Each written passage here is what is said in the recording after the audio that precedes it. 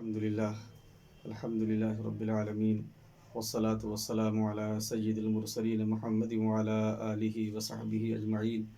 ودعا بدعوتہم الی یوم الدین فاعوذ باللہ من الشیطان الرجیم بسم اللہ الرحمن الرحیم یؤتی الحکمۃ من یشاء ومن یؤت الحکمہ فقد اوتی خیرا کثیرا وقال النبی صلی اللہ علیہ وسلم من یرد اللہ بہ خیرا یفقہہ فی الدین او کما قال صلی اللہ علیہ وسلم۔ محترم بزرگوں،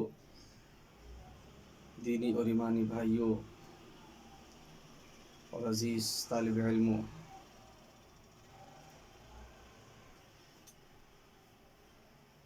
اللہ رب العزت نے اس دنیا کے اندر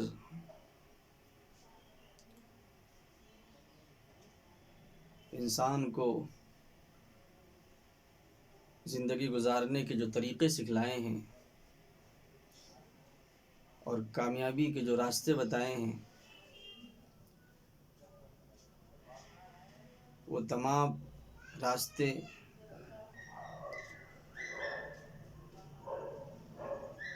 انبیاء کرام علیہم الصلاۃ والتسلیمات اور ان کے متبعین، ان کے پیروکار، ان تمام لوگوں نے ان راستوں کو صحیح معنوں میں اختیار کیا اور پھر ان کے بعد آنے والے جو لوگ اسی راستے پر چلتے گئے، وہ بھی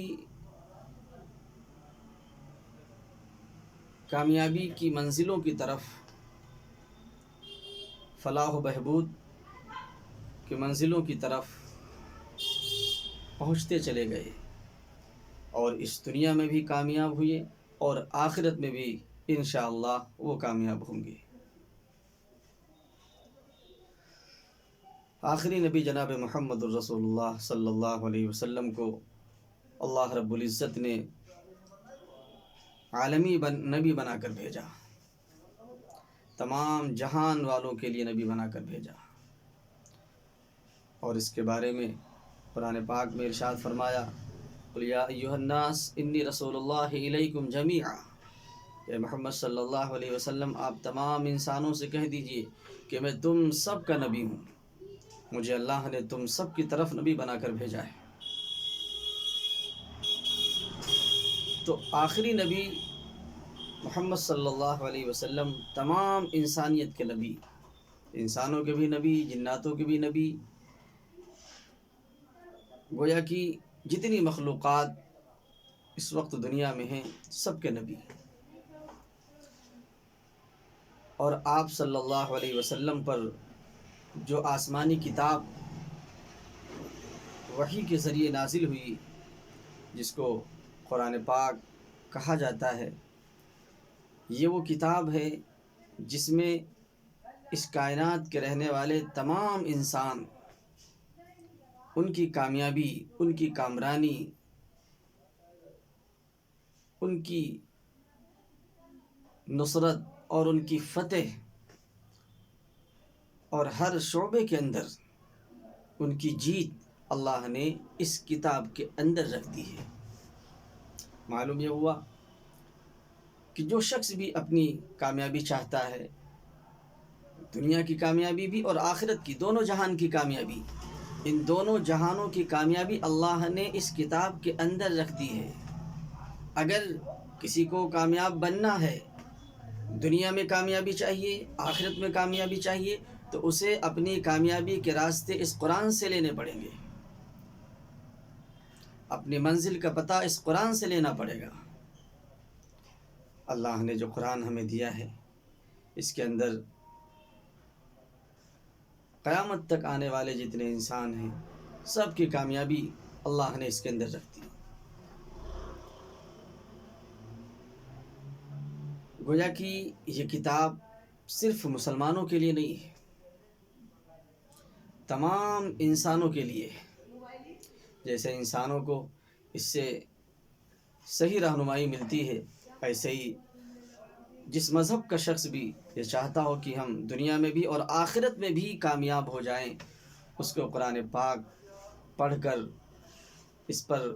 عمل کر کے اس پر یقین رکھ کر اور عملی زندگی میں قرآن پاک کو فالو کر کے عملی زندگی کو قرآن پاک کے مطابق قرآن پاک کے دستور اور اصول کے مطابق کر کے وہ دونوں جہان میں کامیاب ہو سکتا ہے۔ اب جو جتنا قرآن پاک کو پڑھنے والا ہوگا، جو جتنا ہی زیادہ قرآن پاک کے معنی اور مفاہیم پر غور فکر کرنے والا ہوگا، وہ اتنے ہی زیادہ کامیابی کے اپنے حصے تک پہنچنے والا ہوگا۔ اور یہ تو اللہ کی عطا ہے، اللہ جس کو جس قدر جتنا دینا چاہے دیتا ہے۔ جو لوگ غور فکر کرتے ہیں، تدبر کرتے ہیں، معنی اور مفاہیم پر غور فکر کرتے ہیں، اللہ تعالیٰ ان کے سامنے راستے کھولتے چلے جاتے ہیں اور راستہ کھلتا چلا جاتا ہے۔ تو اس آیت کے اندر جو آپ حضرات کے سامنے پڑھی گئی، یؤتی الحکمۃ من یشاء ومن یؤت الحکمہ فقد اوتی خیرا کثیرا، کہ اللہ تعالیٰ جسے چاہتا ہے حکمتوں سے نوازتا ہے۔ حکمت یہاں کس معنی میں ہے؟ علماء نے حکمت کو یہاں پر علمی مسائل کا جاننا، تفقہ فی الدین، دین کے اندر گہرائی اور گہرائی پیدا کرنا، شریعت کے مسائل کا جاننا، ان کا سیکھنا سکھانا، اور آخرت سے متعلق جو چیزیں ہیں ان پر غور فکر کرنا اور پھر اپنی عملی زندگی میں لانا۔ تفقہ فی الدین، یؤتی الحکمہ من یشاء، یؤتی الحکمۃ من یشاء ومن یؤت الحکمہ فقد اوتی خیرا کثیرا۔ اللہ جسے چاہتا ہے حکمت سے نوازتا ہے، اور جس کو حکمت عطا کر دی گئی گویا کہ اس کو خیر کثیر عطا کر دیا گیا، اس کو بہت ساری بھلائیاں عطا کر دی گئیں۔ تو بہت ساری بھلائیاں گویا کہ حکمت، دین کی سمجھ بوجھ، شریعت کا فہم، شریعت کی سمجھ بوجھ، مسئلے مسائل کا جاننا سیکھنا سکھانا،